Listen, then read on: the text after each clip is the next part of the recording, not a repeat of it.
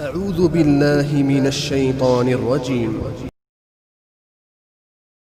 إن في خلق السماوات والأرض واختلاف الليل والنهار لآيات لأولي الألباب الذين يذكرون الله قياما وقعودا وعلى جنوبهم ويتفكرون في خلق السماوات والأرض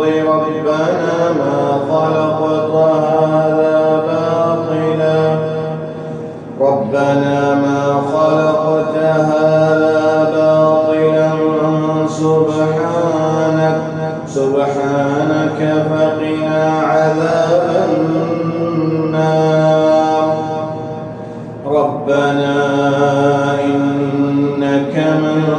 تدخل النار فقد أخزيته وما للظالمين من أنصار ربنا إننا سمعنا مناديا ينادي للإيمان أن آمنوا بربكم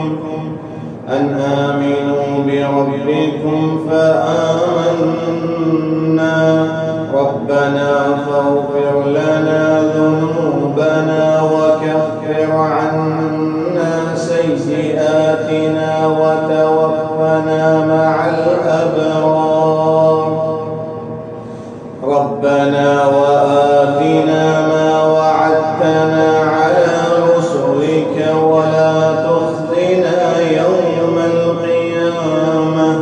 إنك لا تخلف الميعاد فاستجاب لهم ربهم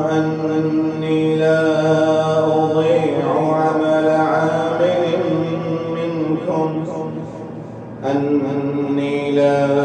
أضيع عمل عامل منكم من ذكر أو أنثى بعضكم من بعض فالذين هاجروا وأخرجوا من ديارهم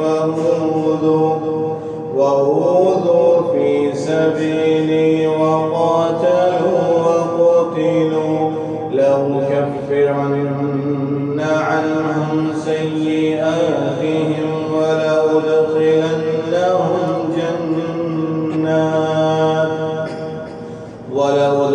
ولأدخلنهم جنات تجري من تحتها الأنهار ثوابا من عند الله والله عنده حسن الثواب لا يغرنك تقلب الذين كفروا في البلاد متاع قليل ثم مأواهم جهنم وبئس المهاد لكن الذين اتقوا ربهم لهم جنات تجري من تحتها الأنهار خالدين فيها نزلا من عند الله وما عند الله خير للأبرار وإن من أهل الكتاب لمن يؤمن بالله وما أنزل إليكم وما أنزل إليهم خاشعين لله لا يشترون بآيات الله ثمنا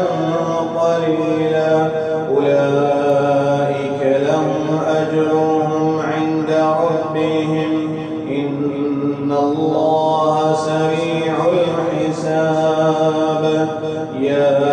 أيها الذين آمنوا اصبروا وصابروا ورابطوا واتقوا الله واتقوا الله لعلكم